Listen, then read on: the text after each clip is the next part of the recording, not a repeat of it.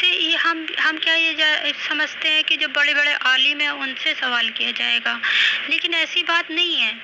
کیونکہ اتنا علم تو ہر مسلمان کو ہوتا ہے کہ نماز پڑھنا ہمارے اوپر فرض ہے کیونکہ ہم مسلمان ہیں، تو اس کا مطلب ہم اس چیز کے عالم ہیں، اب ہمیں اس کا جواب دینا پڑے گا، اتنا تو ہر ایک کو علم ہوتا ہے کہ جھوٹ بولنا گناہ ہے، چوری کرنا گناہ ہے، غیبت کرنا گناہ ہے، کسی کا حق مارنا گناہ ہے، تو اس کا مطلب اب ہم ان چیزوں کے عالم ہیں، اب ہمیں اس کا جواب دینا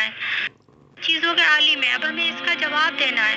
تو پانچواں سوال علم کے بارے میں ہوگا، جو علم تھا اس پہ عمل کتنا کیا، اور علم حاصل کرنا